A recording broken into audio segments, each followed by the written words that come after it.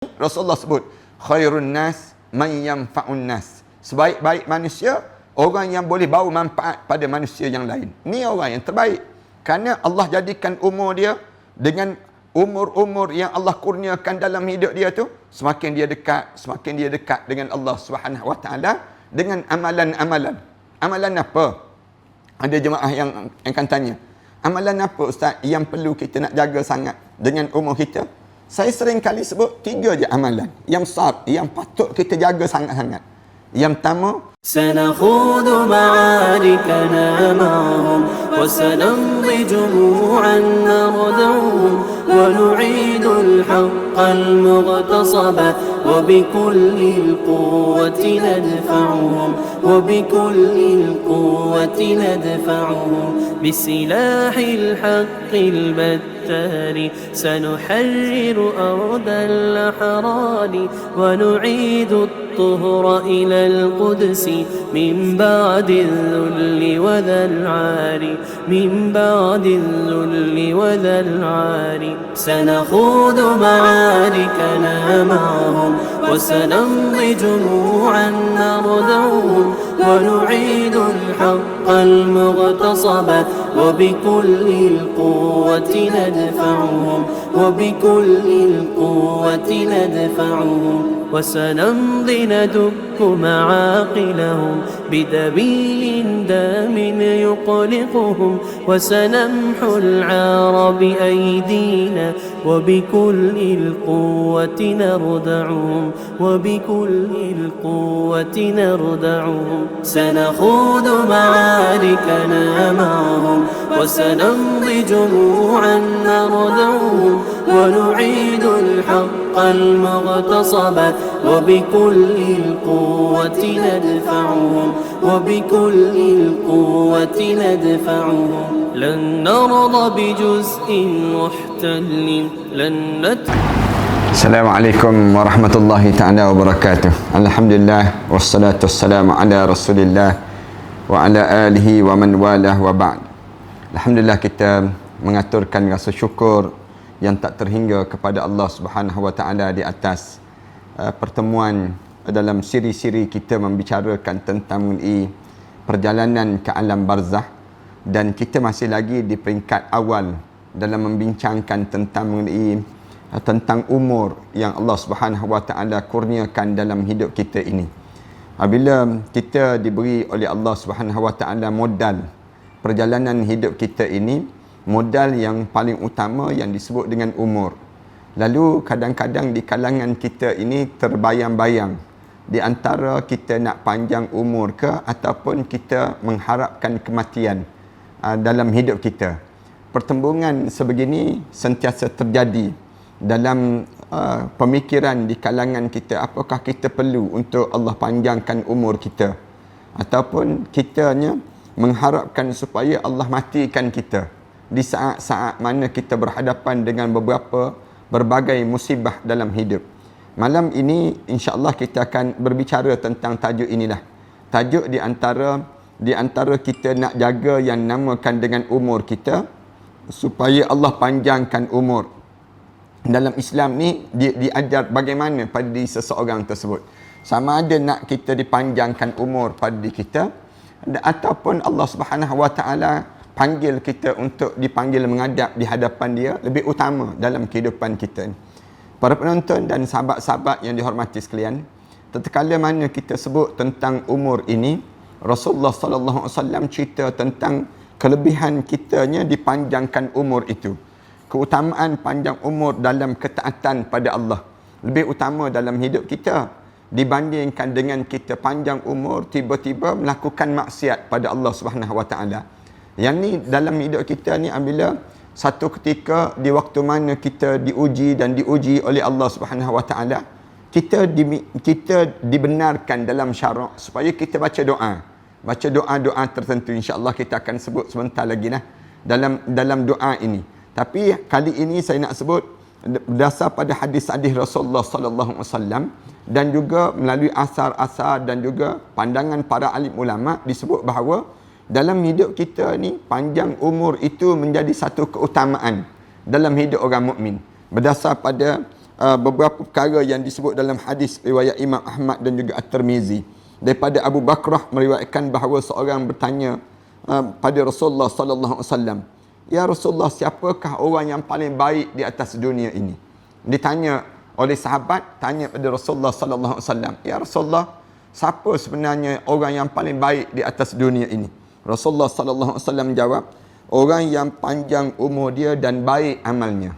Rasulullah sebut demikian. Orang yang paling baik di atas dunia ni, semakin panjang umur dia, semakin Allah jadikan pada diri dia kesalehan itu terjadi dalam hidup dia.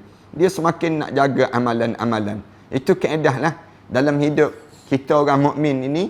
Jangan kita ni semakin panjang umur kita, semakin lama kita hidup, menyebabkan kita ni semakin hidup jauh daripada Allah. Jangan begitu.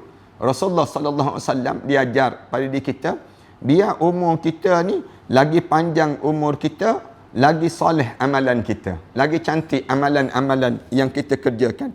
Lalu lelaki itu tanya lagi Rasulullah, "Kalau begitu ya Rasulullah, siapa yang paling buruk atas dunia ini ya Rasulullah?" Orang yang buruk pula bagaimana ya Rasulullah? Rasulullah sallallahu alaihi wasallam jawab, "Orang yang panjang umur dia dan buruk amalnya." Ini diriwayatkan oleh Imam Ahmad dan At-Tirmizi yang disahihkan oleh Al-Hakim, cerita tentang keadaan demikian. Rasulullah sallallahu alaihi wasallam bila ditanya dua kelompok manusia, satu kelompok yang Allah panjangkan umur dia, kemudian panjang umur dia, Rasulullah kata semakin panjang umur semakin soleh dan semakin soleh dalam hidup seorang ini. Ini Rasulullah sallallahu alaihi wasallam gambarkan demikian. Kita ni kena jadi begitulah. Lagi kita pencen, lagi kita ni semakin tua, semakin berumur dalam diri kita, semakin warak. Jangan kita hidup statik. Orang ramai di kalangan kita ni statik je dalam hidup kita. Baca Quran sejak daripada muda sampai tua, inna a'tayna, inna anzalna dalam diri dia. Bukan begitu dalam hidup kita. Dalam hidup kita ni semakin naik. Semakin kita berumur, semakin dekat dengan Allah. Semakin berumur, semakin dekat dengan Allah Subhanahu Wa Taala. Itu cara pada diri kita. Semakin dekat dengan kematian, semakin kita ni menjadi orang yang semakin terbaik. Ini Rasulullah sallallahu alaihi wasallam sebut, inilah sebaik-baik manusia. Ini sebaik-baik manusia. Kalau kamu nak jadikan dia ketua keluarga, dialah yang sebaik dia jadi ketua keluarga. Kalau nak jadikan dia pemimpin, dialah sebaik-baik pemimpin. Pemimpin ni biar kita nampak begitu pada diri kita. Orang yang semakin panjang umur, semakin soleh dia. Semakin panjang umur, semakin terbaik dia. Ini pemimpin yang patut menjadi pemimpin pada diri kita. Katakanlah dia ni muda lagi, tapi soleh dia tu, kebaikan dia tu, amalan-amalan yang dia buat itu soleh di kalangan kita ni. Dia dah terbaik dah. Layaklah untuk dia jadi pemimpin pada kita. Yang ni yang menyebabkan Rasulullah kata, orang yang terbaik, orang yang umur dia dipanjangkan oleh Allah, semakin cantik amalan dia. Manakala orang yang buruk, Rasulullah sallallahu alaihi wasallam sebut, bila dia tanya, orang yang macam mana? Dia semakin panjang umur, semakin jauh dengan Allah. Ini dia semakin menurun. Ada orang semakin menegak dalam hidup dia. Ada orang yang semakin teruk. Semakin tua, semakin tak nak solat. Semakin tua, semakin dia buka aurat. Semakin tua, semakin mulut dia tak boleh nak jaga. Mulut dia ni suka mencarut, suka bercakap benda-benda yang kotor dan sebagainya. Ni tanda apa dia? Tanda dalam hidup dia, umur yang Allah jadikan pada dia semakin memburuk dan semakin memburuk. Jangan begitu. Kita dimulakan dengan hidup kita ni, semakin lama semakin soleh. Abu Hurairah meriwayatkan bahawa Rasulullah sallallahu alaihi wasallam pernah bersabda, orang yang paling baik di kalangan kalian adalah orang yang paling panjang umurnya dan paling baik amalnya. Rasulullah sallallahu alaihi wasallam ajar demikian. Kita ni biar kita ni berdoa, ya Allah, semakin aku ni panjang umur ya Allah, semakin solehlah aku ya Allah. Semakin panjangnya umur aku ni ya Allah, semakin dekatlah aku dengan kamu ya Allah. Jangan kita ni semakin panjang umur, orang Melayu kita sebut semakin panjang umur semakin menggatal. Semakin panjang umur semakin kita jauh dengan Allah. Semakin panjang umur, semakin tak nampak kewarakan kita. Jangan demikian. Biar kita ni lagi panjang umur, lagi kita tinggalkan dunia. Lagi kita dekat dengan akhirat Allah Subhanahu Wa Taala. Jangan kita panjang umur, lagi panjang umur kita, lagi kita jauh, lagi jauh kita dengan Allah Subhanahu Wa Taala, dan dalam masa yang sama kita semakin buruk pribadi kita ini sendiri. Na'udzubillah min dzalik. Kemudian Ubadah ibn Samit meriwayatkan bahawa Nabi SAW pernah bertutur, "Mahukah kalian aku beritahu mengenai orang yang paling baik di antara kalian?" Ubadah bin Samit disebut.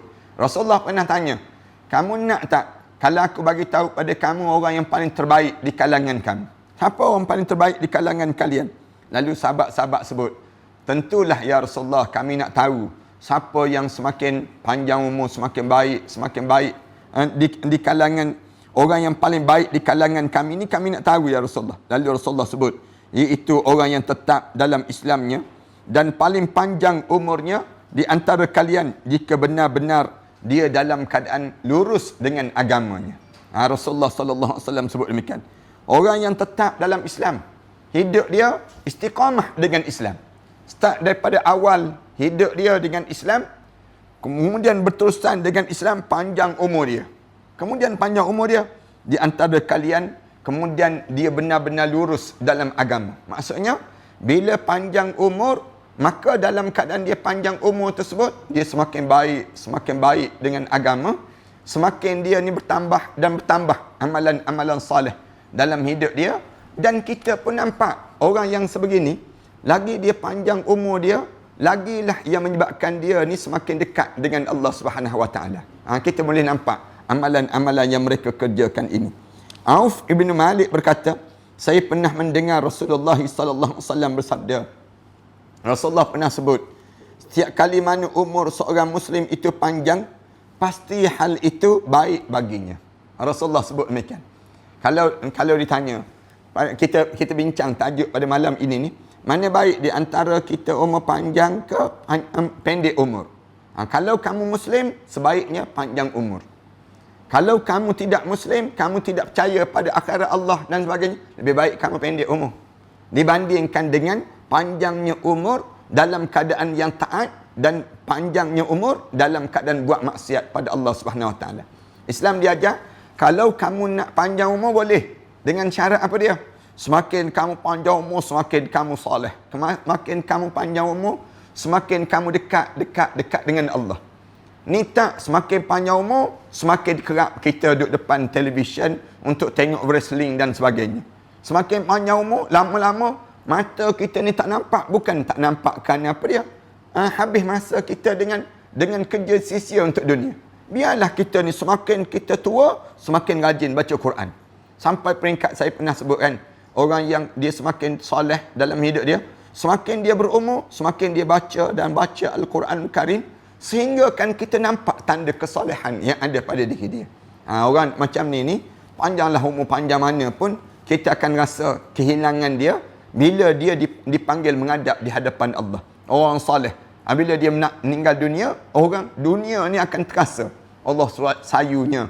Macam kita kehilangan Allah yarham Tuanku Datuk Ni Abdul Aziz Nikmat.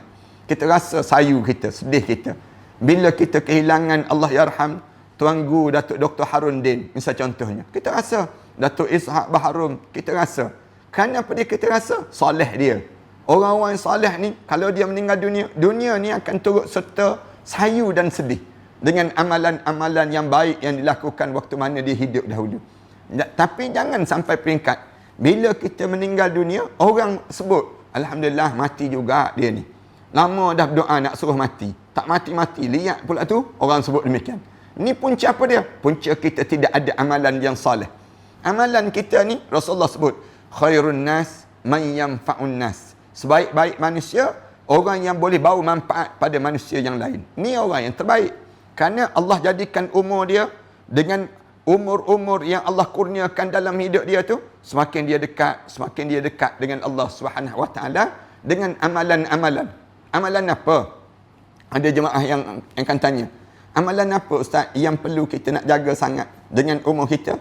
Saya sering kali sebut 3 je amalan yang besar, yang patut kita jaga sangat-sangat. Yang pertama, tolong jaga yang disebut dengan keyakinan kita dengan Islam. Jaga. hidup kita ni jangan bagi bergoyang dengan Islam. Jangan kita teragak-agak dengan Islam. Kerana ramai orang kita ni, dia teragak-agak. Saya ni boleh percaya ke dengan Islam, dia sebut demikian. Saya dalam bab ekonomi, saya tak boleh terima Islam. Saya dalam bab pendidikan, saya tak boleh terima Islam. Dia sebut demikian. Ada orang kita ni tak yakin dengan Islam. Padahal Rasulullah ajar, biar kita ni, lagi kita semakin berusia, semakin kuat keyakinan kita dengan Islam. Jangan bergoyang keyakinan kita dengan Islam ni. Ramai di kalangan kita dia teragak-agak dalam hidup dia, teragak-agak dengan Islam. Padahal Allah ajar pada kita, wala tamutunna illa wa antum muslimun. Jangan kamu mati kecuali saat mana kamu mati, kamu benar-benar seorang muslim. Pada kamu. Tuan-tuan kena ingat, dalam hidup saya dan hidup tuan-tuan ni, kita ni pula, bila kita semakin tua, semakin lemah badan kita. Badan kita ni jadi tak kuat. Bila badan kita tak kuat, kadang-kadang cara kita berfikir pun tak sekuat dengan waktu mana kita muda dahulu. Orang-orang tua, dia nak fikir mudah. Dia nak fikir tak nak dah, fikir letih-letih dan sebagainya. Lalu, waktu ni lah waktu yang paling senang untuk diserang oleh syaitan. Syaitan dia kata, kamu jangan percaya sepenuhnya dengan Islam. Kamu jangan yakin sepenuhnya dengan Islam. Padahal, bila sebut Islam, udkhulu fis-silmi kafah. Masuk Islam semua sekali. Jangan kita ambil separuh dan kita kufur separuh yang lain. Tak boleh demikian. Afatu'minuna bi ba'dil kitab wa takfuruna bi ba'd. Apakah patut kamu beriman dengan separuh kitab dan kamu kufur separuh kitab yang lain? Allah tegur ahlul kitab. Jangan begitu. Orang Islam ni, bila kamu sebut Islam, kamu tak letak yang lain lagi dalam Islam. Dalam hidup kita ni, dalam hidup kita, keyakinan kita hanya dengan Islam. Jangan percaya dengan liberal. Jangan percaya dengan nasionalis. Jangan percaya dengan sekularis. Jangan percaya dengan ism-ism yang sedang dimasukkan sekarang ini dalam masyarakat kita. Sehingga kan kita ni, ada di kalangan kita ni, pada diri dia letak bahawa Tuhan ni ada banyak pada mereka sebut. Kadang-kadang saya nak tegur jugalah ramai di kalangan kita ni, bila dia sebut doalah pada Tuhan masing-masing. Tak betul demikian. Jangan ajar pada kita ni sebut berdoa pada Tuhan masing-masing. Sebut berdoalah kepada Allah dalam hidup kita. Adapun Tuhan-Tuhan yang lain ni, ilahun akhar, Tuhan-Tuhan yang lain ini, yang dicipta-cipta ni, semuanya satu bentuk penipuan dan kepalsuan. Semuanya menipu. Hanya ada di atas muka bumi ni, la ilaha illallah. Tidak ada Tuhan melainkan Allah. Lalu Islam diajar keyakinan biar kukuh dalam hidup kita. Yang pertama. Yang kedua, dalam hidup kita diajar supaya betulkan yang disebut dengan ibadah kepada Allah Subhanahu Wa Taala. Bila panjang umur, tolong jaga ibadah. Ramai di kalangan kita lagi panjang umur, lagi cuai terhadap ibadah. Betul terang dalam hidup kita. Ayah-ayah, ibu-ibu yang mendengar ini. Kita ni semakin kita ni lama solat, semakin khusyukkah? Ataupun semakin lama kita solat, semakin kita jauh daripada perasaan kekhusyukan kita pada Allah. Kita ni, semakin kita ni berusia, semakin rajinkah datang ke masjid? Ataupun semakin kita berusia, semakin kita nak semayang dekat rumah pada diri kita ni. Cuba kita tanya diri kita. Bila kita pergi ke masjid tu, semakin berebut sah yang pertama ke? Ataupun kita semakin berebut sah yang belakang? Senang nak balik ke rumah kita. Kalau kita ni, tak sepatutnya kita ni, semakin kita berusia, semakin soleh kita, semakin kita berumur pada diri kita, semakin ke depanlah kita. Semakin khusyuklah kita. Bila kita solat, nitih air mata. Tengah-tengah qiyam tu, kita rasa lazat bacaan yang dibaca oleh imam. Waktu mana kita sujud, basah tempat-tempat sujud. Pernah tak dalam hidup kita jadi demikian? Pada diri kita ni. Kalau kita boleh jadi demikian, tanda orang ni umur yang Allah bagi pada diri dia penuh dengan kebaikan-kebaikan. Orang ni selayaknya Allah panjangkan lagi umur dia. Tak menjadi beban. Tak jadi beban dalam hidup kita. Jangan jadi macam orang yang tak beriman pada Allah. Orang yang tak beriman pada Allah, panjang umur pun, semakin panjang umur, semakin buat maksiat. Semakin panjang umur, minum arak. Semakin panjang umur, semakin jauh daripada masjid. Jangan begitu dalam hidup kita. Kita kan, dah yang lain tak ada dah dalam diri kita. Kita tak perlu dah buat kerja. Kerja tak perlu dah kita nak lakukan dalam diri kita. Kita pun dah pencen dah. Untuk apa lagi kita nak dalam hidup kita ni? Pergilah masjid-masjid. Pergi dengar kuliah-kuliah. Mendengar majlis ilmu. Tambahkan lagi ilmu. Biar kita ni semakin tambah ilmu, semakin kita dekat. Kita rasa lazat dalam ibadah kita pada Allah Subhanahu Wa Taala. Walaupun ada di kalangan makcik-makcik, pakcik-pakcik, kadang-kadang dia datang majlis ilmu. Kadang-kadang dia tertidur dalam majlis ilmu. Saya nak sebut kepada anak-anak, kalian lebih baik ayah-ayah kalian tertidur dalam majlis ilmu dibandingkan dengan ayah ibu kalian tertidur di atas tempat tidur di rumah masing-masing. Tertidur dalam majlis ilmu dapat pahala juga. Tapi jangan niat nak tidur, jangan. Tapi dalam hidup kita tertidur dalam keadaan ketaatan pada Allah itu jauh lebih baik daripada kita tertidur di saat mana kita menghabiskan masa-masa kita. Orang tanya, kamu buat apa sekarang? Tak ada buat apa-apa dah. Buat apa sekarang ni? Dah tak ada buat apa-apa ni? Dia jawab, buat dek je, dia sebut demikian. Ini perangai di kalangan, sebahagian di kalangan kita. Jangan begitu. Yang kedua, tolong jaga apa dia? Jaga ibadah pada Allah. Saya bincang panjang lah. Dalam bab ibadah sebelum daripada ni, saya sebut, yang pertama kena jaga ibadah ni, jaga ibadah apa dia? Ibadah solat. Yang ni kena jaga sungguh-sungguh. Pastikan ayah dan ibu kita, semakin dia berusia dalam hidup dia, semakin jaga solat dia. Kerana ada PL, ada perangai. Orang kita ni, semakin dia tua, semakin dia tak nak jaga solat. Jadi macam cuai.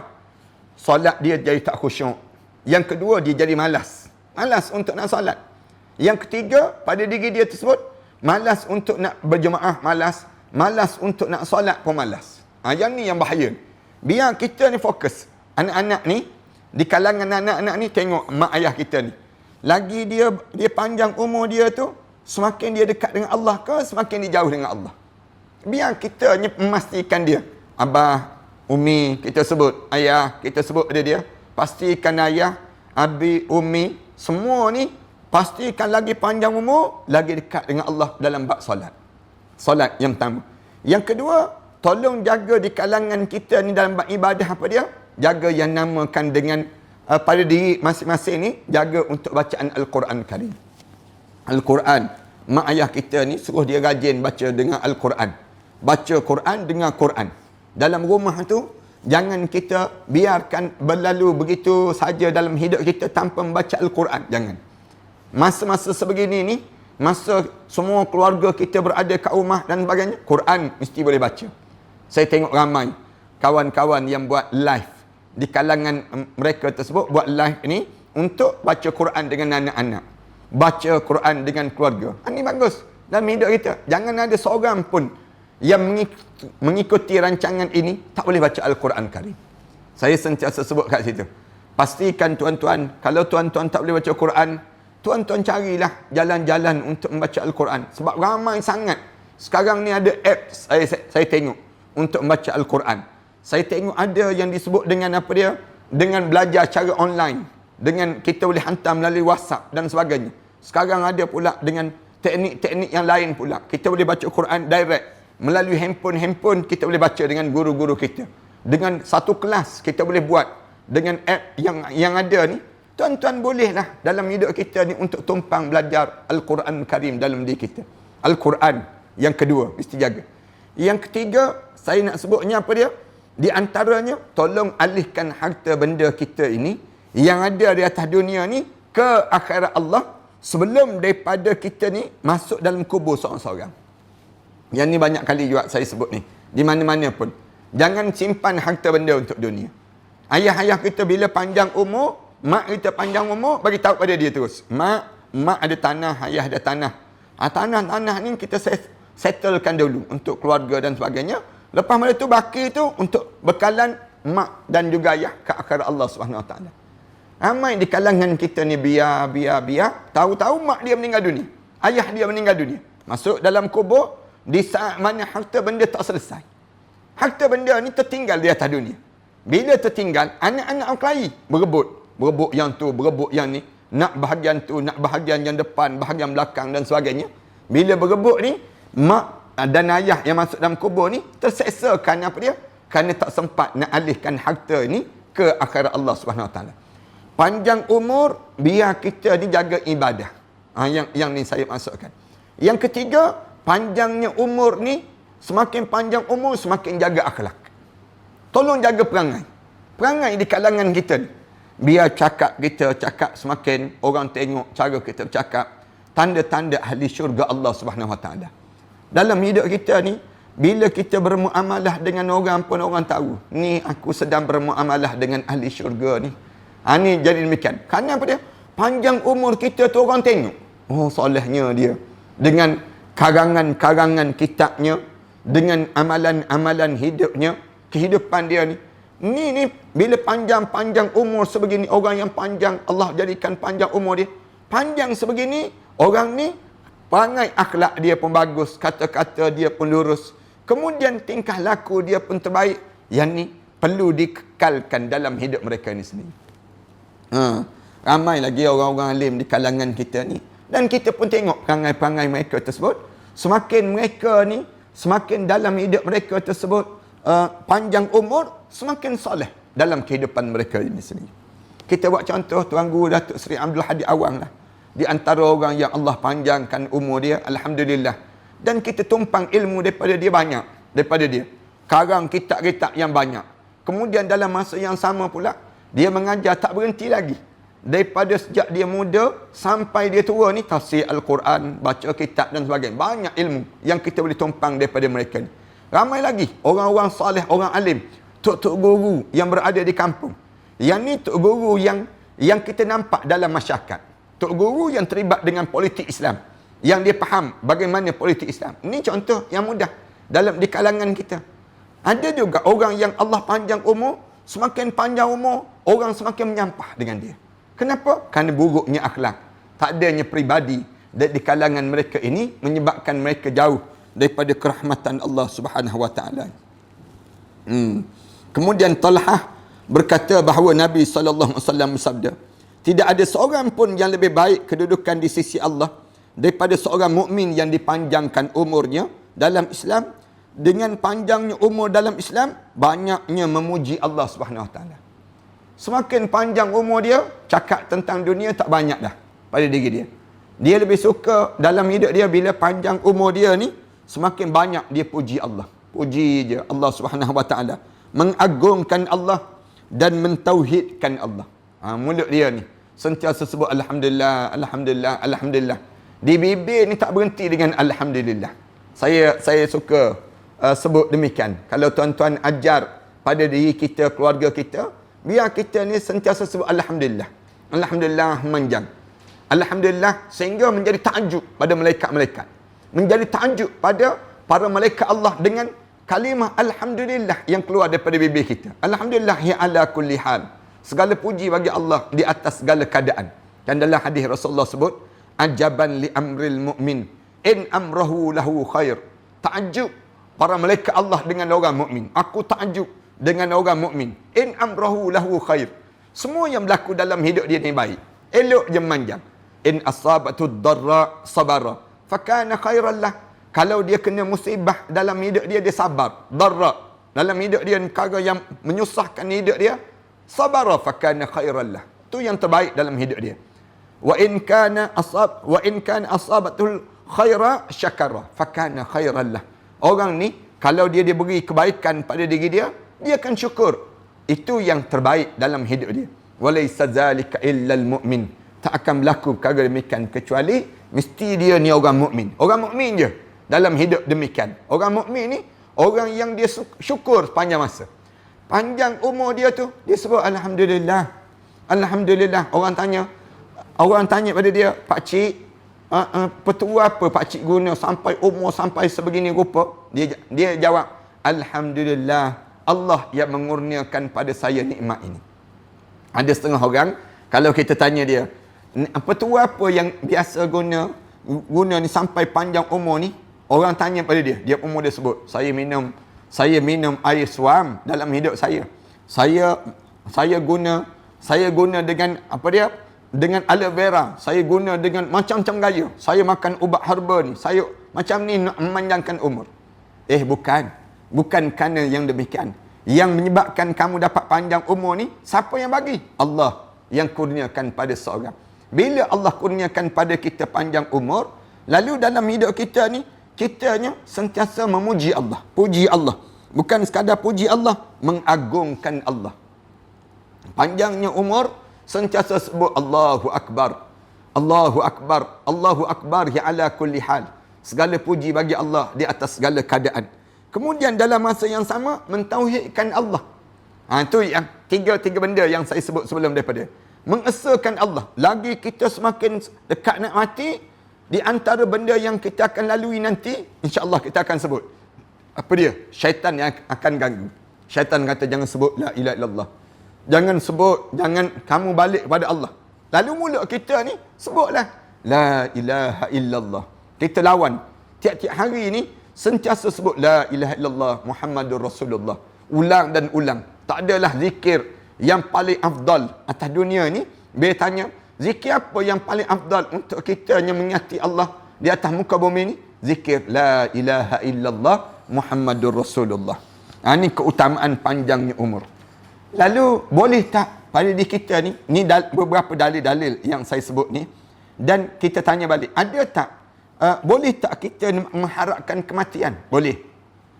Ulama-ulama jawab boleh. Dasar pada bila kita takut ditimpa dengan fitnah-fitnah. Bila kita diuji dengan ujian-ujian yang teruk dalam hidup kita ni, boleh juga kita minta mati. Lebih baik mati daripada hidup. Bila berhadapan dengan fitnah. Pernah saya nak sebut tentang Thauban berkata bahawa Rasulullah sallallahu alaihi wasallam pernah berdoa, ya Allah, aku memohon kepada kamu agar dapat mengerjakan berbagai kebaikan, meninggalkan kemungkaran dan mencintai orang-orang mukmin, mencintai orang miskin. Seandainya kamu menghendaki fitnah bagi manusia, maka kembalilah aku kepada kamu tanpa terkena fitnah-fitnah tersebut. Ini pernah Rasulullah baca doa yang disebut oleh Thauban disebut, Rasulullah pernah baca doa minta mati. Rasulullah sallallahu alaihi wasallam minta dengan kematian. Doa Rasulullah apa dia? Ya Allah, aku memohon kepada kamu ya Allah. Ini cara agar dapat mengerjakan segala kebaikan. Doa Rasulullah sallallahu alaihi wasallam, ya Allah, aku mohon pada kamu nak suruh aku ni jadi mudah dalam nak melakukan kebaikan, meninggalkan kemungkaran. Aku minta supaya mudah je untuk tak nak buat benda yang mungkar. Benda yang mungkar tu berpaling terus. Kemudian dan mencintai orang-orang miskin. Rasulullah sallallahu alaihi wasallam baca doa, seandainya kamu menghendaki fitnah bagi manusia itu ya Allah, maka kembalilah aku kepada kamu tanpa terkena dengan fitnah-fitnah itu. Fitnah-fitnah itu apa dia? Depan nanti insya-Allah kita akan sebut sikit lagi tentang fitnah-fitnah. Demikian juga Umar. Sayyidina Umar radhiyallahu anhu pernah baca doa, pernah berkata, ya Allah, kekuatanku telah berkurang. Ini Sayyidina Umar sebut, badan aku ni kuat tak sama lagi dengan zaman-zaman muda dahulu. Kemudian usia aku pun telah semakin tua. Sayyidina Umar baca doa demikian. Usia aku semakin tua, sementara rakyat aku telah semakin ramai. Ini doa yang dibaca oleh Sayyidina Umar. Sayyidina Umar sebut ada Allah, dalam hidup dia sedang melalui keadaan demikian. Oleh kerana itu, ya Allah, kembalilah aku kepada kamu tanpa disia-siakan dan dihinakan aku. Ini Sayyidina Umar sebut demikianlah. Kerana dia rasa beban dalam hidup dia ni semakin bertambah, semakin tambah. Tetapi kudrat semakin tak kuat. Tak sama dengan muda. Tapi di saat mana rakyat-rakyat semakin ramai. Rakyat-rakyat semakin ramai. Aku, ya Allah, baliklah pada aku, pada kamu, ya Allah. Di saat mana aku ni tidak disia-siakan segala amalan-amalan aku dan aku tidak dihinakan di sisi kamu, ya Allah. Doa Sayyidina Umar Al-Khattab. Belum sampai hujung bulan, beliau meninggal dunia terus. Sayyidina Umar ni kalau kita baca dalam sirahnya, dia di antara orang yang kena bunuh pada disebut Abu Lu'lu'ah yang membunuh Sayyidina Umar. Bila saat mana fitnah-fitnah yang berlaku di kalangan yang disebut dengan di kalangan sahabat-sahabat ni semakin kuat, mereka ni dalam keadaan yang mereka semakin teruk ni, lalu Sayyidina Umar kata, aku tak semakin kuat dah ya Allah nak melalui keadaan sedemikian rupa. Ini fitnah-fitnah. Depan nanti saya akan sebut fitnah apa yang menyebabkan pada diri kita ni boleh untuk kita baca doa demikian. Lebih lanjut disebut lagi, hal itu dibaca Al-Ulaim Al-Kindi berkata, saya pernah bersama Ubay Abbas Al-Ghifari berada di tempat yang tinggi. Lalu dia melihat satu kaum berlari menghindari penyakit taun. Pernah satu ketika, Ulaim Al-Kindi ni, dia tengok Ubay Al-Abbas Al-Ghifari berada di tempat yang tinggi. Lalu melihat kaum berlari. Kerana lari itu, satu kaum tu lari, takut daripada serangan virus taun di waktu tersebut. Lantas dia berkata, wahai penyakit taun, jemputlah aku bersama dengan kamu. Bila orang tengok orang lari itu, dia pun sebut, wahai penyakit taun, matikanlah aku. Ambil penyakit taun, virus taun tu, jemput aku sekali, biar aku mati bersama dengan kamu. Macam sekarang ni lah, wabak coronavirus ini, ataupun COVID-19 ini, COVID-19 ini, bila berlaku tersebut, ada orang alim yang dibaca doa demikian. Dia kata, wahai COVID-19, matikanlah aku dengan kematian kamu. Kita dengar kan, kita tengok dalam kes-kes yang berlaku ni, ada orang-orang yang alim, yang Allah panggil menghadap. Boleh jadi kerana doa-doa yang dibaca di kalangan mereka tu. Bila dia sebut saja begitu, dikatakan sebanyak 3 kali. Dia sebut tu sebanyak 3 kali. Ulaim Al-Kindi ni, bila dia duduk dengan Ubay Al-Ghifari ni, di tempat tinggi dia tengok orang lari kerana takut. Takut dengan taun yang berlaku ni. Lalu dia pun baca doa ni sebanyak 3 kali. Dia sebut, wahai penyakit taun, matikanlah saya bersama dengan kamu. Ulaim bertanya kepada dia, tanya pada Ubay Abbas Al-Ghifari, kenapa kamu baca doa demikian? Mengapa kamu sebut begitu? Bukankah Rasulullah telah bersabda? Katanya Ulaim Al-Kindi ni berkata, tidakkah Rasulullah sallallahu alaihi wasallam pernah sebut, tidak sepatutnya salah seorang di antara kalian mengharapkan kematian, kerana pada saat kematian terputuslah semua amalnya. Rasulullah sallallahu alaihi wasallam kata, tak patut di kalangan kalian ini minta supaya mati. Tak patut. Rasulullah sebut dalam hadis Rasulullah yang lain. Rasulullah kata, kalaulah kamu minta mati juga, habislah amalan kamu. Rasulullah sallallahu alaihi wasallam sebut demikian. Akan tapi jangan pula kalian lari ataupun menolak daripada kematian. Rasulullah dah pesan dah, jangan kamu lari daripada mati dan jangan kamu tolak mati. Bila sampai saatnya, apatah lagi sampai mencela kematian itu. Lalu Rasulullah kata, cela mati ni pun tak boleh. Cela mati ni pun dilarang. Rasulullah sallallahu alaihi wasallam pesan demikian. Kemudian Ulaim, lebih lanjut Ulaim menceritakan bahawa Abu Abbas berkata, lalu Ulaim disebut Abu Abbas berkata, tidakkah kamu mendengar Rasulullah sallallahu alaihi wasallam pernah bersabda? Mengapa yang dibaca doa yang begitu? Doa, wahai COVID-19, datanglah, tariklah nyawa aku, matilah aku bersama dengan kamu di saat mana kena penyakit yang virus sebegini. Kenapa baca doa ni? Boleh tak kita baca doa demikian? Lalu disebut Rasulullah juga pernah bersabda, bersegeralah kalian pada kematian kerana 6 perkara. Rasulullah kata, kalau kamu diuji dengan fitnah 6 perkara ni, bolehlah kamu minta mati. Boleh dalam hidup kamu untuk kamu berlaku kematian pada kamu. Yang pertama, kerana kekuasaan dipegang oleh orang-orang yang bodoh. Rasulullah kata, sebab yang pertama, kamu minta mati ni bila pemimpin-pemimpin yang memimpin kamu tu orang-orang bodoh. Orang-orang yang kamu lantik dia, tengok-tengok CJ palsu rupa-rupanya. Senang ceritanya. Nak sebutnya, tengok-tengok pemimpin-pemimpin yang khianat. Pemimpin-pemimpin yang menipu. Pemimpin yang tak jaga kepentingan ummah. Tetapi pemimpin yang sibuk nak jaga kepentingan mereka itu sendiri. Puak-puak mereka ini sendiri. Ini pemimpin-pemimpin yang bodoh. Itu sebab yang pertama. Bila kamu dapat pemimpin yang bodoh, sijil palsu, pemimpin yang sijil palsu, menipu dan sebagainya, di waktu ini, kamu lebih baik kamu mati daripada kamu hidup dalam keadaan yang kamu dapat pemimpin yang membodohkan rakyat ini sendiri. Kemudian yang kedua, kerana banyaknya polis. Bila maksudnya banyaknya polis ni apa dia? Kerana banyaknya jenayah. Bila banyak jenayah, polis pun semakin kena bekerja keras. Menyebabkan di waktu ini jenayah tersebar di kalangan umat manusia. 2. Yang 3, kerana diperjualbelikan hukum agama. Sebab yang 3, Kenapa kamu boleh minta mati ni? Bila hukum agama ni tak tahu dah.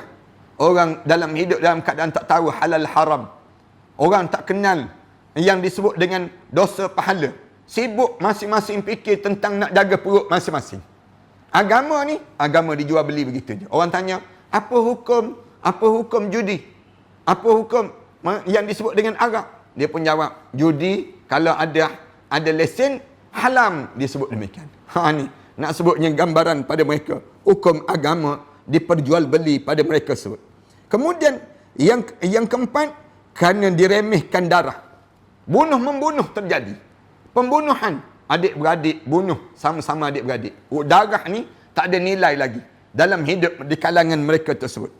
Kemudian seterusnya kerana diputuskan silaturrahim serta Al-Quran dijadikan sebagai seruling oleh sekelompok manusia, iaitu pada mereka mengumpulkan seorang untuk menyanyikan Al-Quran bagi mereka, padahal ia adalah orang yang paling sedikit pemahaman terhadap Al-Quran Karim. Rasulullah sallallahu alaihi wasallam sebut, apabila di kalangan kamu menampilkan orang yang mula dalam keadaan yang memutuskan silaturahim, masing-masing sibuk dengan kehidupan dunia. Saya sebut banyak kali lah, ada hikmah kot Allah jadikan COVID-19 ini untuk kita cari balik adik-beradik kita. Kalau tak buat COVID-19 ini, boleh jadi kita ni sibuk lagi hidup kita. Bila berlaku COVID-19 ini menyebabkan berlakunya tahanan terhad ni, baru seorang isteri perasan dia ada suami rupa-rupanya. Baru seorang suami perasan dia ada isteri dalam hidup dia. Baru dia perasan mak ayah, baru perasan dalam hidup masing-masing ada anak rupa-rupanya. Baru tahu. Baru sibuk berulang-alik ke dapur, kejap ke dapur, kejap ke tandas. Kejap rasa tak tahu nak buat apa dah. Kita tengok dalam yang tersebar dalam WhatsApp tu kan. Tidur bangun dia. Malam sudah dia. Tak tahu nak buat apa dah. Ni tambah pula 14 hari. Sampai 14 hari bulan April. Bila lagi tambah ni, lagi menambahkan kebosanan bagi mereka yang bosan. Tetapi bagi mereka yang pandai dan mereka yang aktif, mereka akan melihat ini merupakan satu peluang untuk kita nak membaiki benda-benda yang tersembunyi di sebalik dalam kehidupan kita ini. Banyaklah menyambungkan silaturahim utamanya. Telefon, kita boleh guna telefon. Kita boleh guna Zoom. Sekarang ni ada Zoom pula, ada app. Dipanggil dalam app kita ni, boleh mesyuarat jumpa dalam 200 orang ke 100 orang. Saya dipahamkan demikian. Kita boleh berjumpa melalui WhatsApp. Kita boleh berjumpa dengan FaceTime dan sebagainya. Banyak amalan-amalan yang kita boleh lakukan. Serta Al-Quran mula dijadikan seruling. Rasulullah sallallahu alaihi wasallam sebut, bila Al-Quran dimerdukan sahaja oleh sekelompok manusia dan menampilkan seorang itu membaca Al-Quranul Karim, padahal orang tersebut faham pun tidak terhadap Al-Quran. Baca tu geling pala-pala. Baca tu bukan main lagi bersemangat. Baca dalam keadaan merdu tarannum dia. Tapi faham, pelaksanaan hilang terhadap Al-Quran Karim. Maka Rasulullah kata bolehlah di saat demikian. Al-Hasan meriwayatkan bahawa Al-Hakim Ibnu Amr berkata, wahai penyakit ta'un, jemputlah aku bersama dengan kamu. Pernah disebut demikian. Bila Al-Hasan, dia diriwayatkan Al-Hakam bin Amr berkata, bila datang penyakit ta'un, dia kata, wahai penyakit ta'un, jemputlah aku, matikanlah aku bersama dengan kamu. Kemudian ditanya pada dia, mengapa kamu berkata demikian? Orang tanya dia, mengapa kamu minta demikian? Padahal kamu telah dengarkan Rasulullah bersabda, tidak sepatutnya salah seorang di antara kalian mengharapkan kematian.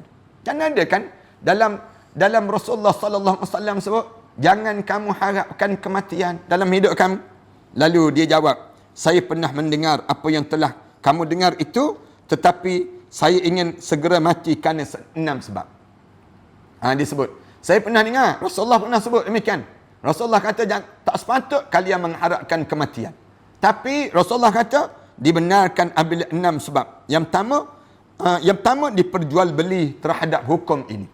Hukum ni, orang ada duit sikit, dia boleh jual, dia boleh beli hukum. Tukar daripada haram menjadi halal. Tak sepatut jadi demikian. Dia pergi jumpa dengan ustaz, ustaz, saya ni bayar sekian-sekian pada ustaz. Cuma ustaz tolong bagi hukum sikit terhadap apa yang telah kami nak buat ni. Apa dia hukum dia? Dia jadi penasihat syariah dan sebagainya. Misal contoh, ustaz tolong pertahankan sikit, yang kami nak buat begini. Hujah dia, ustaz kena pertahankan. Mengikut hujah dia. Diperjualbeli hukum di saat tersebut. Dia tak boleh jadi demikian. Halal bayyinun. Al-halal bayyinun wal haramu bayyinun.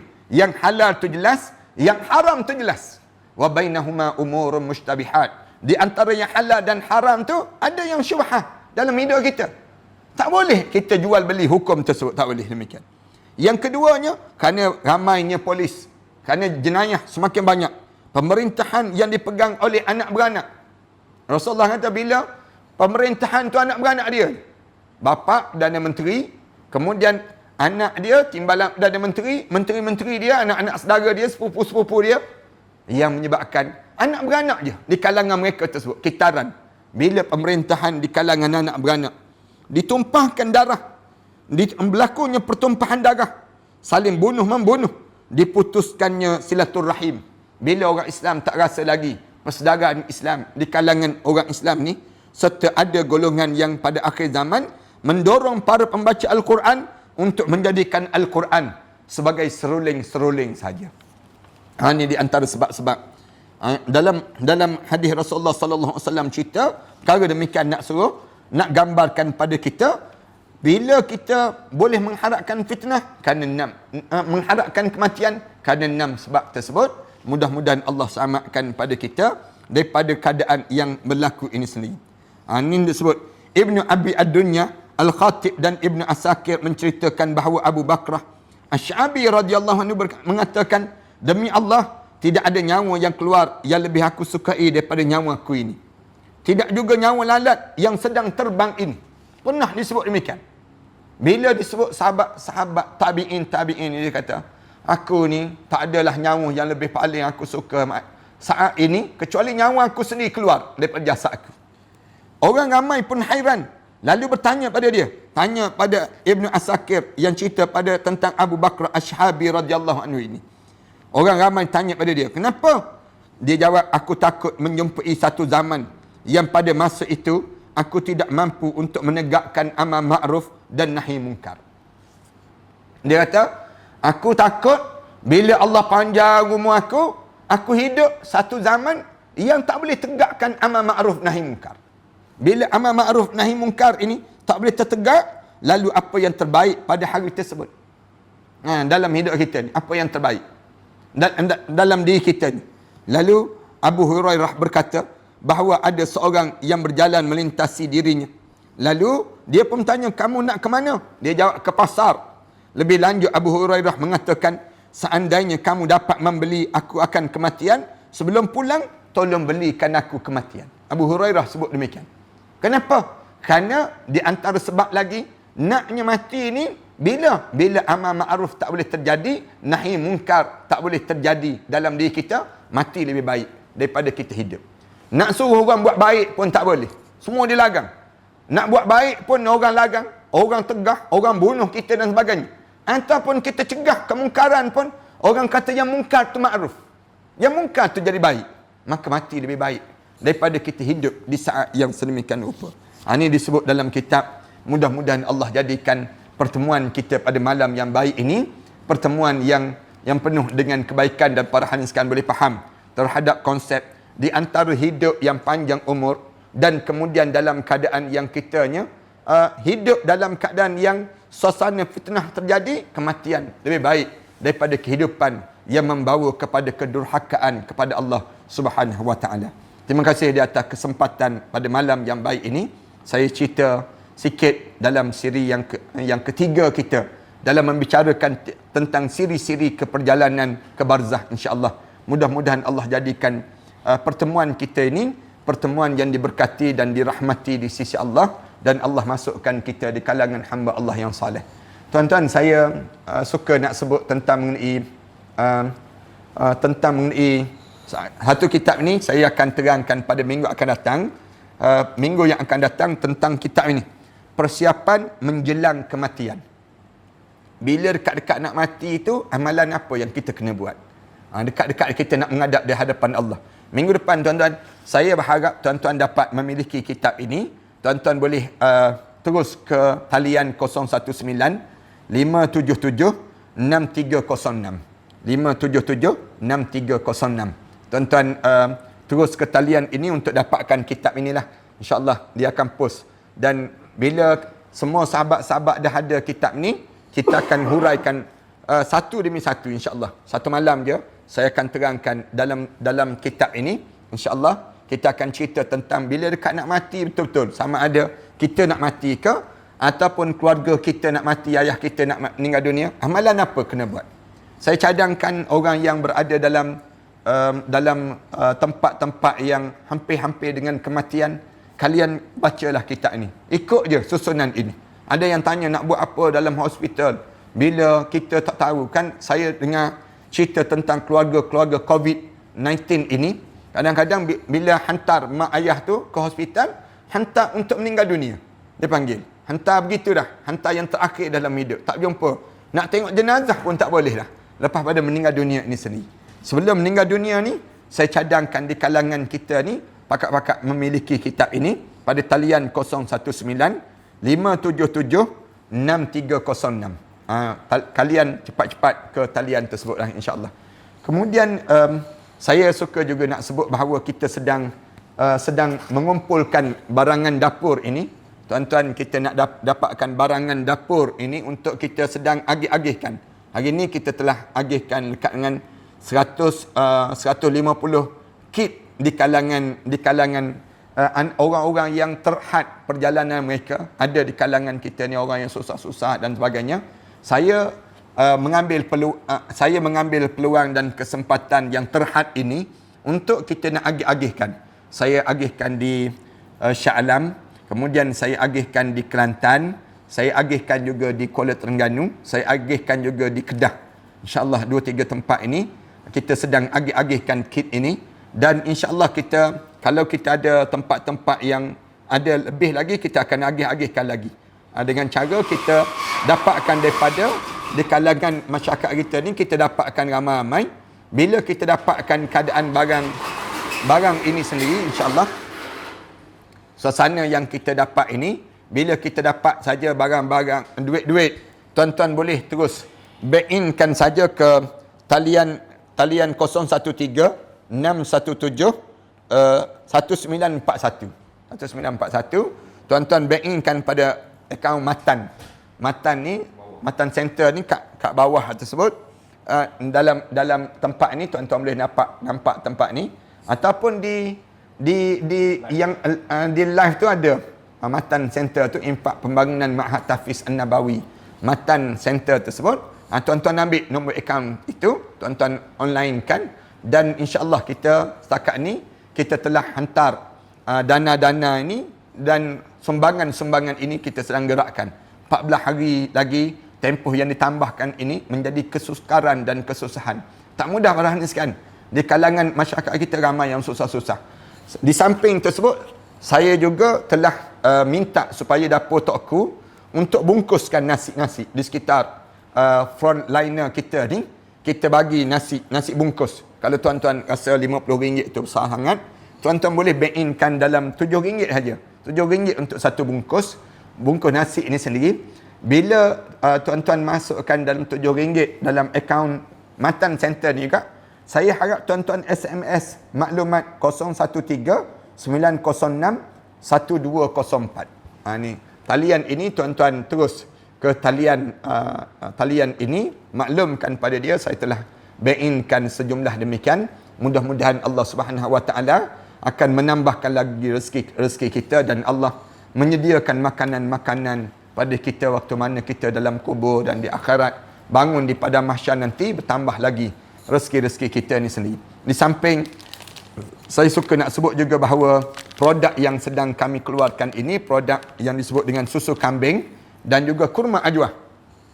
Tuan-tuan boleh combinekan, tuan-tuan dapatkan bahan-bahan ini di talian di Matan Bis 019-258-2293. Ini di antara semua produk-produk saya membangunkan balik sekolah Ma'had Tahfiz yang sedang saya bangunkan ini. Di belakang saya ni ada lebih kurang 5 buah sekolah tahfiz. Satu di Kelantan, satu lagi di Pahang, satu lagi di Shah Alam, Syekh Syalapan, satu lagi di Pulau Langkawi, satu lagi di Kuala Terengganu.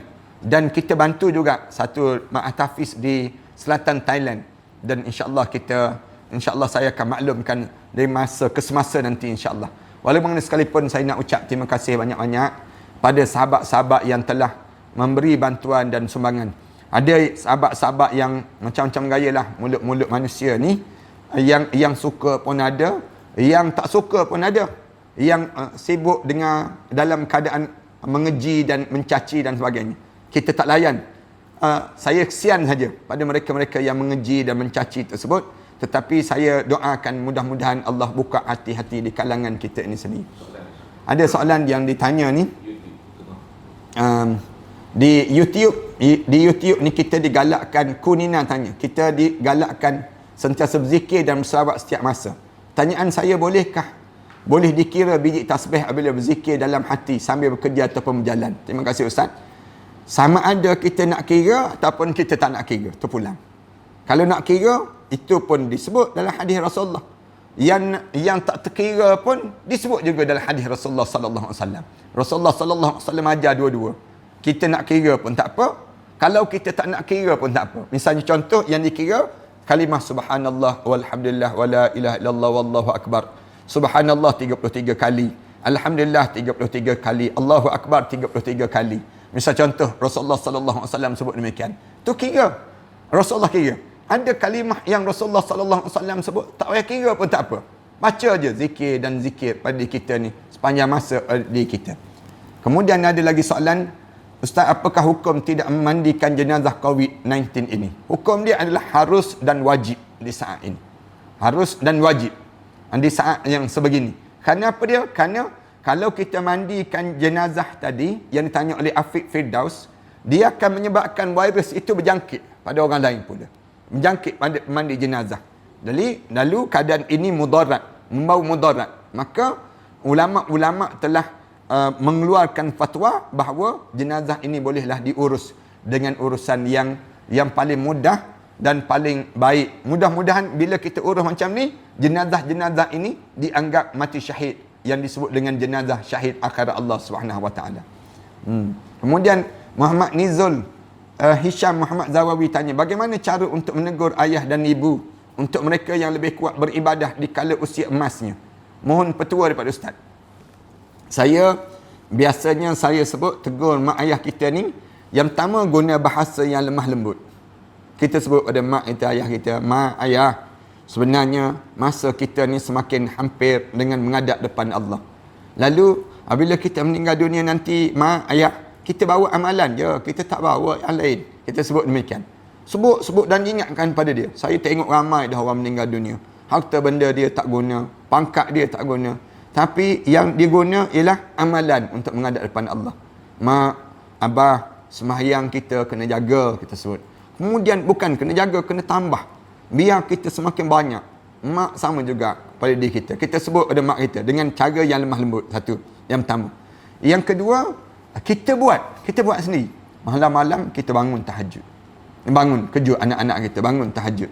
Biar anak-anak kita pakat-pakat bangun. Bila bangun-bangun, semua masa-masa bangun, maka di waktu tersebut mereka pun ikut sama. Sama juga dengan bila kita nak makan. Mak ayah kita ni makan terus, tak sempat nak baca doa. Kita, keluarga kita, bila kita duduk je baca doa, Allahumma barik lana fima razaqtana wa qina adzabannar. Lama-lama terikut amalan ini, amalan yang baik ni. Sebab tu Allah bila dia sayang pada satu keluarga ni, dia akan bagi orang-orang tertentu untuk menyedarkan keluarga ni. Kita ni kan kadang-kadang kita jahat, tapi kalau Allah sayang pada kita, Allah bagi pasangan hidup kita yang baik. Allah bagi pasangan hidup kita ni yang baik. Pasangan kita ni sentiasa tegur pada diri kita. Bang, yang ni kena buat, begini kena buat. Ni tanda kita ni, Allah nak tunjuk jalan kita ke syurga Allah. Kadang-kadang kita jahat, pasangan kita jahat, tapi Allah kurniakan kepada kita anak-anak yang baik. Anak-anak kita ni, bila kita kata, pergilah sekolah, belajar kat sekolah sekian. Dia jawab, tak nak, saya nak sekolah tahfiz. Dia sebut demikian. Anak sebut demikian, terdiam mak ayah. Kadang-kadang mak ayah dia diam, lama-lama menitik air mata dengar Anak-anak yang mula boleh baca Quran lancar, merdu pula suara, jadi imam pula solat, menyebabkan berubah. Kita ni pun berubah kerana anak kita. Kadang-kadang kita jahat, pasangan hidup kita jahat, anak kita jahat, tapi kita dapat menantu yang baik. Menantu ni, Allah hantar menantu yang soleh dalam keluarga kita. Menantu yang salihah dalam keluarga kita. Tanda Allah nak sayang pada keluarga kita. Ini cara demikian. Mereka ni menunjuk jalan. Kadang-kadang dengan menantu pun hantu dipanggil. Kadang-kadang dalam keluarga kita ni. Tapi Allah kurniakan pada kita yang disebut dengan jiran-jiran yang baik, cucu-cucu yang baik. Ni semua ni untuk nak menegur kepada orang yang semakin baik dalam kehidupan mereka ini sendiri. Muhammad Sinar Wahyu Predator, dalam keadaan negara dunia diserang penyakit COVID-19 ini, apa yang harus kita lakukan, Ustaz? Saya sebut zikir biar banyak, taubat biar berterusan pada diri kita, taubat, kemudian doa pada Allah. Saya dengar tadi Perdana Menteri pun berdoa kepada Allah. Bagus. Inilah kali pertama dalam sejarah negara kita Perdana Menteri baca doa. Tak pernah lagi kita dengar Perdana Menteri baca doa. Tahun ni Perdana Menteri baca doa. Kali pertama dalam sejarah negara. Alhamdulillah, rasa sejuk hati dalam suasana kita sekarang ni. Mudah-mudahan Allah rahmati negara kita ini dan Allah jadikan kebaikan berterusan pada kita. Umur Ustaz berapa? Semoga Allah panjangkan usia Ustaz untuk kerja dakwah. Umur saya baru 40-an. Bukan baru jugalah, dah lama tu. Umur yang ditanya oleh sahabat-sahabat kita Nur Ya Salam ini tanya soalan umur Ustaz berapa tersebut. InsyaAllah kita mudah-mudahan Allah panjangkan umur kita dan Allah jadikan kebaikan berterusan pada diri kita. Kemudian Bel Preti tanya, Assalamualaikum Ustaz, apakah hukum memberi sedekah dengan duit nafkah suami yang bagi sedangkan suami tak reda? Bila suami dah bagi pada kita, dia jadi milik kita. Jadi milik kita. Bila dia jadi milik kita, kita boleh bagi. Kita boleh bagi. Itu cara demikian. Yang tak boleh, kita ambil duit suami, kita bagi sedekah. Itu tak boleh. Kerana dia masih lagi milik suami. Tapi kalau suami dah bagi pada isteri dia, dah bagi dah. Jadi di waktu tersebut, kitanya bagi senyap-senyap. Bagi perlahan-lahan, kita bagi demikian. Itu sah. Islam benarkan. Dan itu hak kita lah. Pahala tu dapat pahala pada kita. Suami pula pelik. Isteri nak buat benda yang baik, takkan kita tak nak bagi? Bagilah benda yang baik kan. Bagi sedekah tu, dia mewakili keluarga kita. Bila dia mewakili keluarga kita, dia sedekah, dia bagi. Akhirat nanti kita jumpa balik yang dia bagi tadi. Jangan risau. Suami-suami jangan jadi kedekut. Suami-suami kena jadi pemurah. Jangan kita jadi suami yang kedekut, jangan. Sehingga kan isteri kita terpaksa ambil duit kita senyap-senyap. Itu tak betul dalam kekeluargaan kita. Suami tolong tunaikan tanggungjawab bagi nafkah dalam rumah tangga ini sendiri.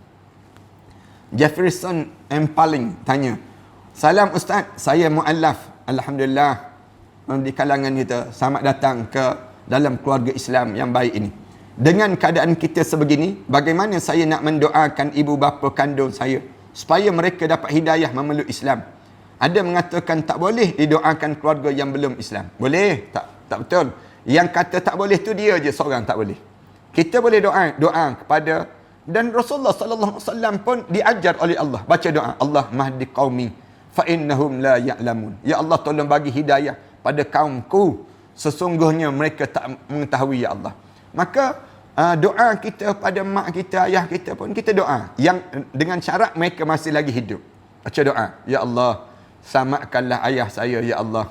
Masuk bagilah petunjuk dan hidayah untuknya ya Allah. Untuk ibu demikian juga.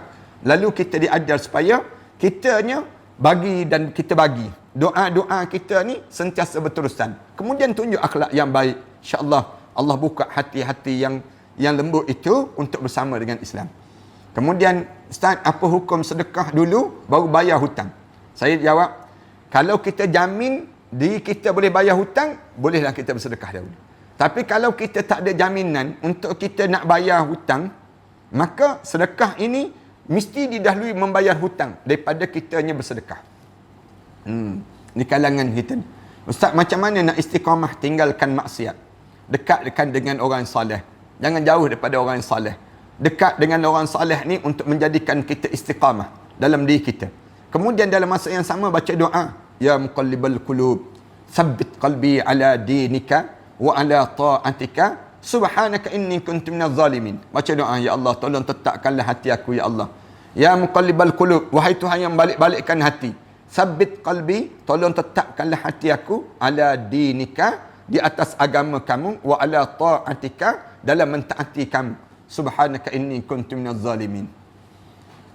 Juliana Ramli sebut, doakan saya sekeluarga kekuatan keimanan, ketakwaan untuk menghadapi fitnah yang berluasa sekarang. Ya, kita sama-sama doakan. Mudah-mudahan Allah jadikan pada diri kita ni, untuk kita ni semakin dekat dengan Allah, dan kita diberkati dalam kehidupan kita. Ustaz Yusri Darus tanya, Ustaz, cara nak tegur staf tempat kerja yang tak nak solat dan mempersenda-sendakan kita bila kita mengajak solat. Kita jangan lemah dan jangan putus asa. Jangan kita ni kecewa dengan setiap kali mana orang mengejek kita, orang kata pada kita ni kena kuatkan jiwa kita. Kerana kita tahu bukan kita seorang dicerca, dipersenda, tetapi Nabi Muhammad sallallahu alaihi wasallam itu dipersenda. Dengan kita ajak solat pun, yang Rasulullah ajak orang solat pun, di waktu tersebut Rasulullah dipersenda. Rasulullah diletakkan dengan perut lembu di atas kepala Rasulullah, menangiskan Fatimatul Zahra. Dan kita ni, dalam diri kita jangan putus asa. Hari ni mungkin mereka tak kenal, mereka tak tahu kita, tapi lama-lama insya-Allah Allah Subhanahu Wa Taala akan bukakan hati mereka. Boleh jadi masa akan menjadi mengubati dalam perjalanan kehidupan kita ini sendiri. Dan mudah-mudahan Allah jadikan kebaikan berterusan di kalangan kita ini. Dan soalan-soalan sahabat-sahabat ini, Ustaz, kalau kita selamat di alam kubur, adakah perjalanan seterusnya akan selamat juga? Ya, mudah-mudahan kita tidak diganggu lagi. Bila masuk dalam kubur, start daripada kita mula masuk kubur, sampailah kita ni selamatnya. Siapa yang selamat dalam kubur, Rasulullah sebut, selamatlah yang akan datang nanti. Manakala orang yang tak selamat di awal masuk kubur, maka di waktu tersebut panjanglah perjalanan dia, dan seksaan itu semakin lama, semakin panjang, semakin lama, semakin panjang, untuk dia sampai ke dalam syurga Allah Subhanahu Wa Taala. Mudah-mudahan Allah jadikan pada diri kita lah. Ada yang minta doa, salam Ustaz, tolong doakan saya cepat bertemu dengan jodoh. Kemudian saya jaga mak dan saya selepas mana abah saya meninggal.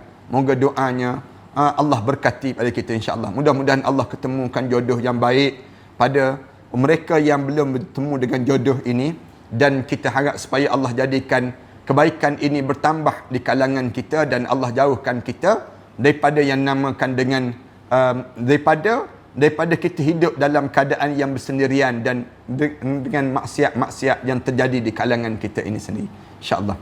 Kemudian ada yang tanya lagi tu, tanya Kuriso Wado tanya, Ustaz, boleh tak kalau korban gunakan duit hak main kutu, Ustaz?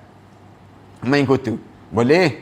Dengan kita guna duit main kutu ni, duit kita kumpul yang di kalangan kita sebut. Jadi kita guna duit kita ni, lepas tu kita bayar balik, dengan syarat kita jangan mengelak dalam kutu kita. Jangan ada yang buat khianat dalam kutu ni sendiri. Tu. Dan saya tak cadangkan dalam bab ini sebenarnya, dalam di peringkat kita, kecuali kutu di kalangan adik-beradik orang yang kita betul-betul yakin di kalangan kita, itu lain di kalangan kita ni. Kemudian saya doakan Malaysia buat kerajaan Islam macam Brunei. Mudah-mudahan insya-Allah. Mudah-mudahan Allah jadikan kebaikan itu.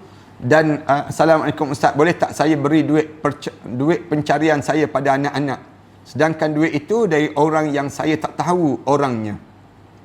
Kalau kita tak tahu daripada sumber mana, jangan kita bagi pada diri kita. Dalam diri kita ni, bila kita ni dalam keadaan yang kita tahu sumber dia, barulah kita boleh pada diri kita ni. Semua benda kena ikut Islam. Muhammad Khalid hanya politik Islam.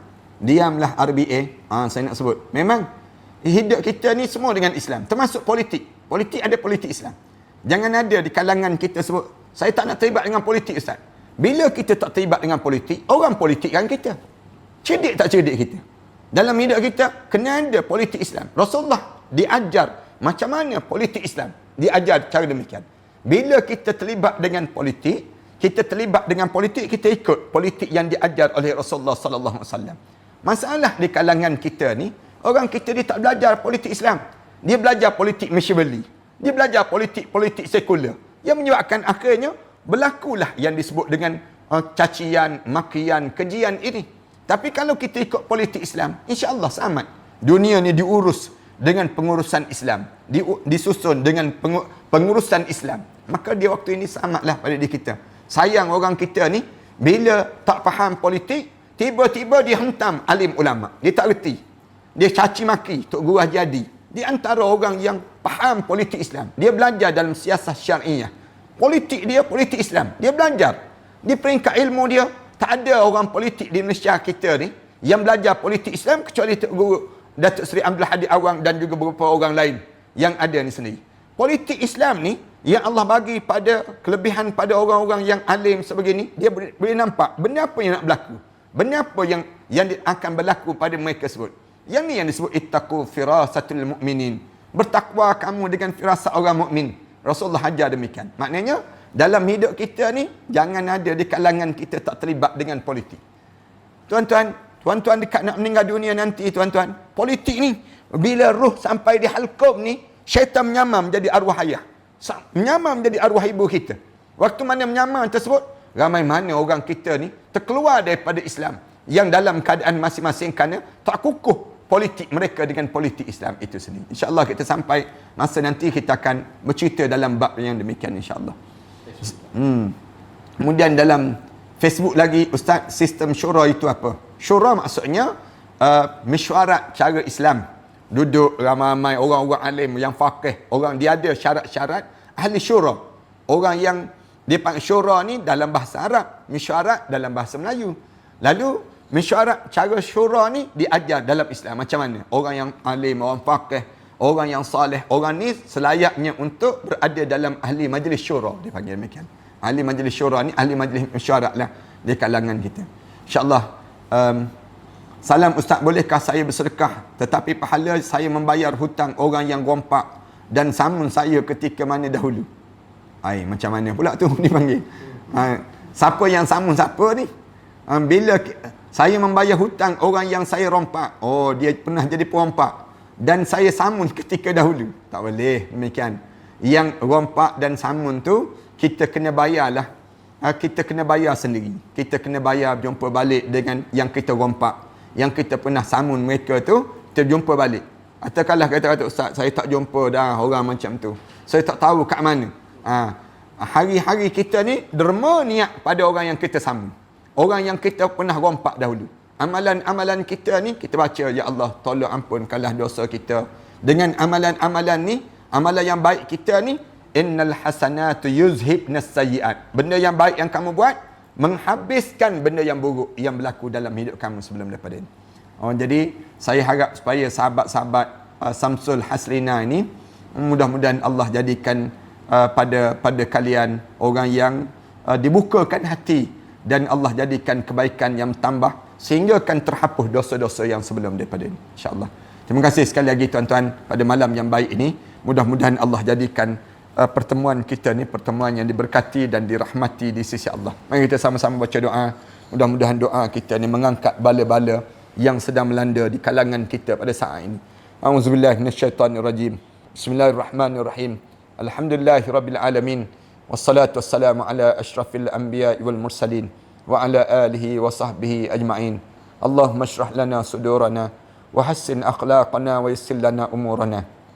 Ya Allah, ya Tuhan kami, saat negara kami sedang dilanda dengan COVID-19 ini, Ya Allah, kami pohon pada kamu, Ya Allah, agar kamu mengangkatlah bala-bala yang sedang, virus-virus yang sedang menyerang kami ini, Ya Allah.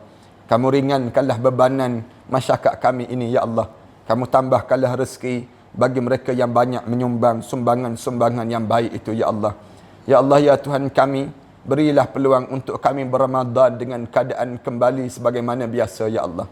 Ya Allah, bagilah peluang untuk kami, Ya Allah, untuk menikmati bulan Ramadan yang indah yang bakal menjelang tidak berapa lama lagi ini, Ya Allah. Jadikanlah peluang untuk kami sujud dan sujud pada kamu, Ya Allah. Di saat mana kami menadah tangan ini, Ya Allah, rumah-rumah kamu menjadi sepi, Ya Allah.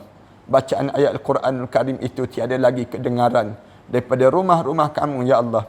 majlis-majlis ilmu ini ya Allah hanya melalui online saja ya Allah. Kami pohon pada kamu ya Allah agar kembalikanlah kami dalam keadaan seperti sedia kala ya Allah. Kedamaian dan ketenangan dalam negara ini ya Allah, dalam dunia ini ya Allah. Ya Allah, anugerahkanlah pada kami ya Allah pemimpin-pemimpin yang saleh ya Allah. Pemimpin-pemimpin yang mentaati perintah kamu ya Allah, agar mereka memimpin kami ke syurga kamu ya Allah. Jauhkanlah kami daripada mendapat pemimpin-pemimpin yang khianat ya Allah. Mereka yang mengkhianati tanggungjawab yang telah diberi pada mereka itu ya Allah. Kami pohon pada kamu ya Allah agar kamu rahmatilah kami ini ya Allah. Jadikanlah kekeluargaan kami kekeluargaan yang saleh ya Allah. Suburkanlah anak-anak kami yang sedang membesar itu dengan Al-Quran ya Allah. Jadikanlah keluarga kami ya Allah keluarga yang penuh dengan ketenangan dan kebahagiaan ya Allah. Rabbana alaika tawakkalna wa ilaika anabna wa ilaikal masir. Ya Allah, saat mana kami menadah tangan ini ya Allah, anak-anak muda yang sedang ingin mendapatkan jodoh mereka itu ya Allah, kamu jodohkanlah dengan jodoh-jodoh yang baik ya Allah. Mereka yang sedang menunggu kedatangan zuriat ya Allah, kamu tambahkanlah zuriat yang baik dalam kekeluargaan itu ya Allah. Anak-anak yang tidak mempunyai rezeki-rezeki kerja-kerja yang baik itu ya Allah, kamu jadikanlah pada mereka ya Allah rezeki-rezeki yang menambah dan kebaikan yang terusan ya Allah. Rabbana alaika tawakkalna wa ilaika anabna wa ilaikal masir.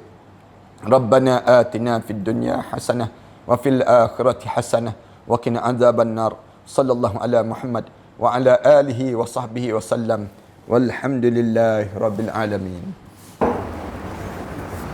Assalamualaikum warahmatullahi taala wabarakatuh. Alhamdulillah wassalatu wassalamu ala Rasulillah wa ala alihi wa man walah wa ba'd. Sahabat-sahabat sekalian, bangunan yang saya berada ini merupakan bangunan yang kita bercadang untuk mewakafkan, dan kita beli dan kita wakafkan. Sejumlah lebih kurang 5 juta kita perlukan, 3 blok terhadap kawasan ini. 3 blok ini kita telah bersedia untuk membayarnya setelah mana 3 bulan yang akan datang nanti. Saya mencari seramai lebih kurang 1,000 orang para pewakaf yang berjumlah sebanyak 5,000 setiap seorang. Hubungi talian ini dan setiap nama itu kita akan letakkan di bawah nama-nama Allah. Kemudian kita akan tampalkan di dinding terhadap bangunan ini, dijadikan untuk kemudahan bagi siapa yang berniat untuk mewakafkan bangunan ini. Tuan-tuan jangan risau. Selama mana ada bangunan ini, selama itulah pahala kita akan berpanjangan dan berpanjangan. Ambillah kesempatan di saat mana kita mempunyai peluang yang Allah bagi pada diri kita ini untuk sama-sama kita menyuburkan dan mewangikan kubur-kubur arwah-arwah ayah kita, arwah ibu kita, arwah-arwah yang telah meninggal dunia. Dan tak lupa kita pun bakal arwah yang kita akan mewakafkan bangunan ini, pahala-pahala akan berpanjangan dan berterusan. Setakat ini kami telah bersedia untuk membeli daripada pemilik yang bukan Islam kepada menjadi milik orang Islam pula. Mari bersama dengan kami, mudah-mudahan Allah jadikan kebaikan kepada dalam wakaf-wakaf di kalangan kita kepada para pewakaf yang telah mewakafkan ini. Wallahu a'lam.